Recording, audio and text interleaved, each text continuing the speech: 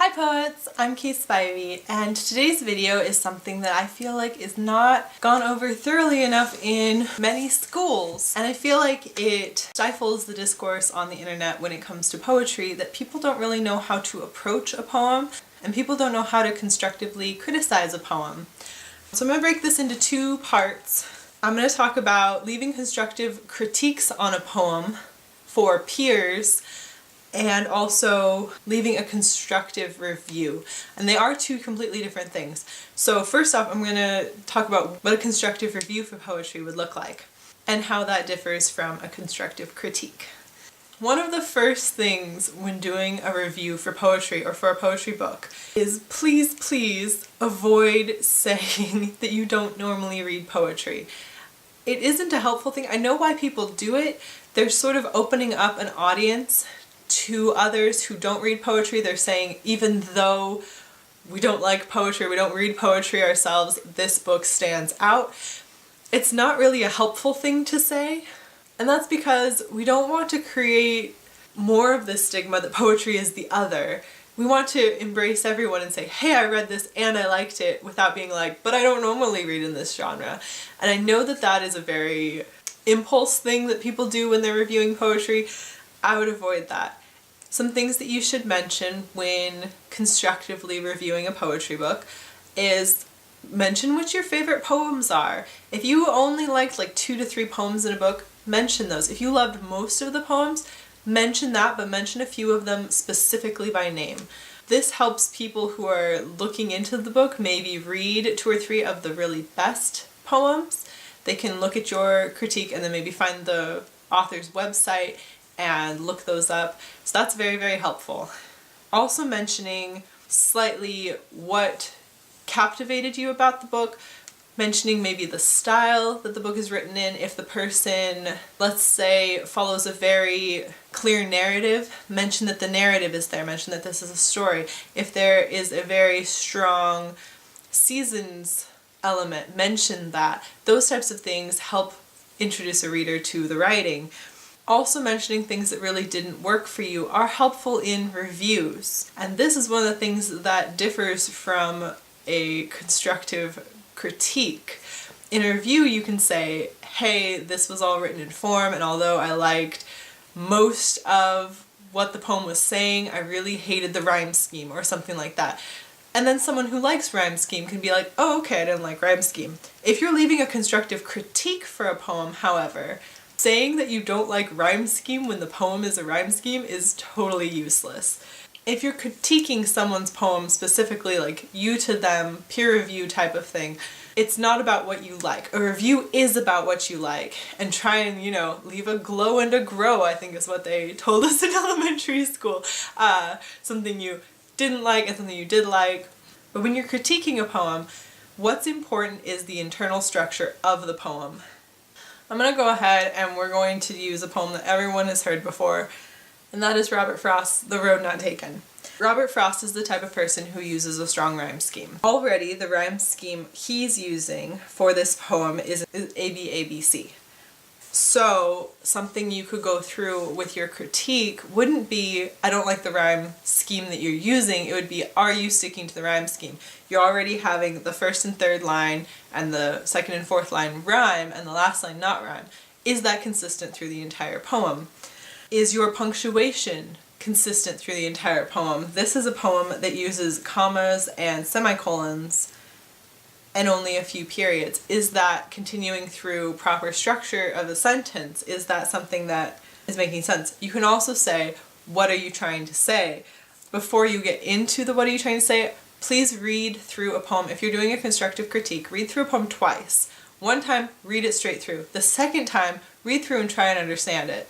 Part of that reading it the second time is going to help you just get rid of some of your biases. If you're just like, oh, this poem isn't working, but it wraps up at the end and it does work, if it ties back or the ending just brings everything together, don't write anything until you've gotten to that end and then go back through. So read through a poem twice and try and understand what the poet is trying to say with it. If you don't know what they're trying to say, that is a valid question in a critique, not a constructive review thing. You can't just be like, what in the world are you trying to say in a review? making sure that the internal structure of the poem is consistent is really important in a critique. And that doesn't have to do with rhyme schemes should be A, B, A, B, C. If the person is doing A, A, B, B, C, C, D, or something else, if they're doing a different type of rhyme scheme, that rhyme scheme is still correct as long as it follows through. If the first stanza and the second stanza are both doing that kind of A, B, A, B, C thing, and the third one is like D, E, F, A, and then skips down and it's A, B, A, B, C again, then something is going funky in that third stanza. And perhaps there's a reason why. There should be a clear reason why. It shouldn't be confusing. This is the type of thing that like Shakespeare utilized. He would turn romantic scenes into sonnets, like change up what he's doing slightly for a purpose. If they're doing that, that's good. If it just happens, it's kind of messed up, maybe point that out. Be like, are you doing something here? It's not coming through. And this kind of thing can apply for pretty much anything. If the person within the structure of the poem, within the actual lines of the poem, if they have thrown out gravity, so everything floats, and so people are floating, people are walking on clouds, whatever they're doing in the poem, that should also be consistent within the poem, and that's okay. But if suddenly someone is doing something that goes against that, if gravity is affecting one person, why is it doing that? Is that within the internal structure of the poem? Does that make sense? In constructive critique, you should also do a grow and a glow. I don't even know how else to say that isn't super cheesy, but you should point out some things that aren't making sense, things that don't work for you. That's not helpful. In a critique, it's not helpful at all. I don't care what's not working for you, what's working for the poem. So point out some things that aren't working for the poem or aren't making sense, that you aren't understanding. Point out somewhere where the sentence structure is wonky, where it's difficult to read, where you were stumbling over words. Highlight those sections for the person. Also point out things you loved. If a line stood out to you, if you really loved the way it sounded, if you loved what it was saying, underline it, give it a big old star, tell them that that was so good. Point out all the things you love about it. That's just as important as pointing out the things that maybe need some work. And also going more into that, pointing out cliches is not always helpful either. Very often a poet will know that they used a cliche and be trying to do something with it. Cliches are cliches for a reason. It's a metaphorical way to give someone a very concrete idea that is accepted, that everyone understands the meaning of. If they're using it in that manner, it can be okay to have a cliche in there. Sometimes just being like, this is cliche is like, well, no shit. If there's a cliche in there that just seems to be floating by itself, doesn't seem to kind of tie in, really stands out as like, oh, that's just awkward and cliche. It's not even like fitting in a rhyme scheme. It's not fitting in a meter scheme or anything like that. Point that out. Point out things that aren't internally working. Also meter. If a poem is using meter, it does need to stick to the meter. You can count it out if you need to and point out places where it's really not working, but if a poem doesn't have a meter, counting the meter is useless. And you should be able to feel that. You can count it out if you want to, but it's not necessarily feedback that is necessary. Usually if a poem is metered, it falls under other structures such as a rhyme scheme, such as very distinct stanzas, although some free verse will also fall under that, and in that case possibly pointing out the meter is not important unless a deviation from the meter occurs that is very jarring. And you don't have to be afraid to leave critiques for people or to leave constructive criticism. If a person is asking for help, it's not about liking, disliking, or trying to, pat the person's feelings on the back. If a poet wants help with something, you can be critical. Tell them the things that aren't working. If I've noticed there's a lot of stigma around people... Ooh, my memory card just died, so this is a new memory card. I'll try to wrap this up pretty quickly. You don't have to be afraid of hurting a poet's feelings or saying something wrong. What you do need to do is look at a poem critically within the poem's structure and meaning by itself and not try to enforce any outside meaning on it when you're leaving a critique. For a review, sometimes this is okay. Sometimes it's okay to say, within the context of this poet's life or within the context of my life, this means this or that.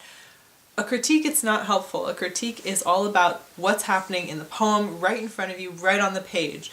If a certain image is being used again and again, is there a reason for that? If a certain image pops up once, is there a reason for that? Mostly just don't be afraid. It is okay to mess up on leaving a critique. It's okay to mess up on leaving a review. It's okay to leave a short review. It's okay to leave a lengthy review. It's okay to not really know how to critique something. Give it a shot. It's not something scary. It's not different from critiquing a short story. A little different from critiquing a novel because they're so long.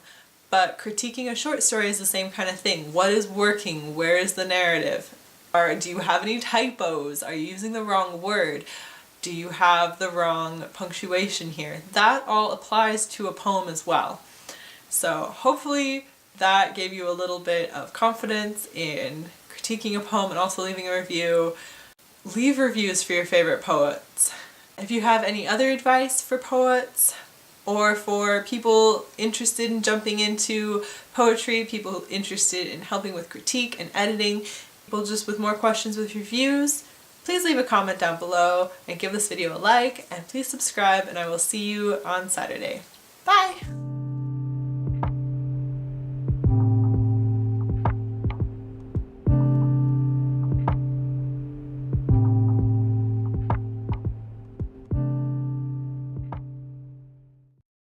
My cats are knocking. Yes, kitty?